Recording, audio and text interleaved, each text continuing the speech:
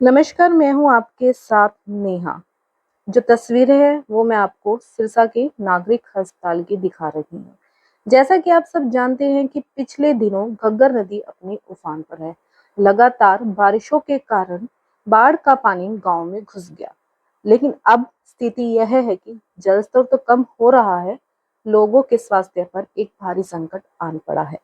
बाढ़ के घटते जलस्तर के साथ लोगों को बीमारियों ने घेर लिया है, जिसके चलते लोग सरकारी और प्राइवेट अस्पतालों में अपना इलाज करवा रहे हैं। जैसा कि आप तस्वीरों में देख सकते हैं, सिरसा के नागरिक अस्पताल में एक बड़ी संख्या में जो मरीज है वो अपना इलाज करवाने के लिए आ रहे हैं। वहीं हर साल के कर्मचारी भी दिन रात इन मरीजों की सेवा में लगे हुए हैं। सिरसा में पिछले कई महीनों से घग्गर नदी पूरे उफान पर है। सिरसा के अधिकतर गांव में घग्गर नदी का पानी है, तो ऐसे में अब घग्गर नदी के साइड इफेक्ट भी देखने को मिल रहे हैं। सिरसा में भले ही जलस्तर कम हो गया है, लेकिन जिला सिरसा में घग्गर नदी के पानी से अब लोगों को मुश्किलों का सामना करना पड़ रहा है।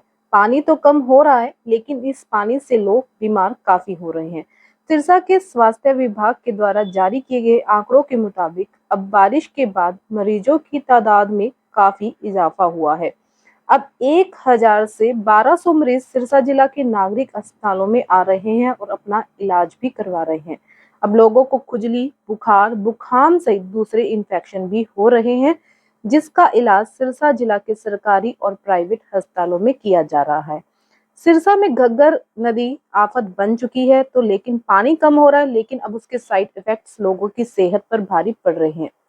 सिरसा जिले में घग्गर नदी का जलस्तर धीरे धीरे भले ही कम हो रहा हो, लेकिन इसके बाद अब स्वास्थ्य संकट ने लोगों को घेर लिया है। बारिश और घग्गर की उफान के बाद अब लोग खुजली, बुखार, जुकाम, इन्फेक्शन जैसी बीमारियों से पीड़ित हो रहे हैं। सिरसा के सरकारी और निजी अस्पतालों में रोजाना 1000 से 1200 मरीज इलाज के लिए पहुंच रहे हैं। हालांकि बारिश से पहले 800 से 1000 मरीज औसतन सिरसा जिला के अस्पतालों में आ रहे थे और अपना इलाज करवा रहे थे।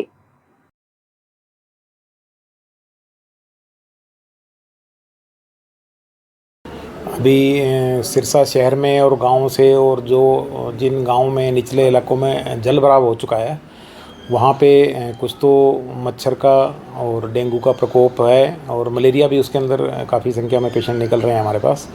और कुछ बच्चे और बड़े उल्टी, दस्त, बुखार, जुकाम और चमड़ी के रोगों संबंधित भी ओपीडी में आना शुरू हो गए हैं। इस तरह का ट्रीटमेंट किया जा रहा है? उनमें जो हमारे पास सामान्य लक्षण हैं और जो स्पेसिफिक डॉक्टर्स भी हैं, उन सभी को विशेषज्ञों से सेवाएं भी ले रहे हैं। और हम गांव-गांव में जाके हमारी मोबाइल यूनिट टीम है, लोगों को रहन सहन के बारे में, खान पान के बारे में और बीमारियों से बचाव के बारे में जागरूक भी कर रही हैं।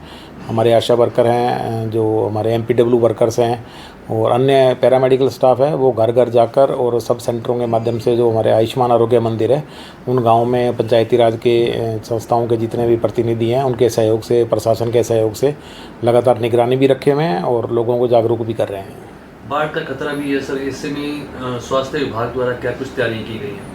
स्वास्थ्य विभाग द्वारा जिस तरह की आपदाएं प्रशासन में निर्देशित करता है, उनके लिए फर्स्ट एड किट भी बनाई गई है, एंटी स्नेक विनम है वो भी हमारे पास हैं।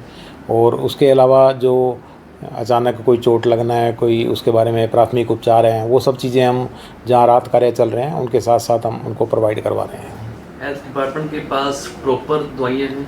हाँ, हमारे पास स्टॉक में काफ़ी दवाइयाँ हैं और कुछ जैसे ओआरएस के पैकेट हैं या जल को स्वच्छ करने के लिए घरों में जो क्लोरीन की टेबलेट हैं, उनकी पर्याप्त मात्रा में सप्लाई है। उल्टी, दस्त, बुखार से जो संबंधित दवाएं हैं वो भी हमारे पास पर्याप्त स्टॉक में हैं। अगर सर संभावित अगर बाढ़ आती है तो ऐसे में लोग जो है उम्मीद, आशंका रहती है कि ज़्यादा से ज़्यादा इफेक्ट होते हैं, तो उनके लिए क्या कुछ प्रबंध रखे हैं, बेड की पूरी व्यवस्था? हमारे पास जो सिरसा का नागरिक अस्पताल है 200 बेड का है और जहाँ भी घग्गर बेल्ट पे जो आशंकित गांव हैं उन सब में हमारे पास आयुष्मान आरोग्य मंदिर हैं, पीएचसी भी हैं, सीएचसी भी है। तो जैसी भी स्थिति होगी उसके हिसाब से हम उनके लिए स्वास्थ्य संबंधित सभी प्रबंध पूरे रखेंगे।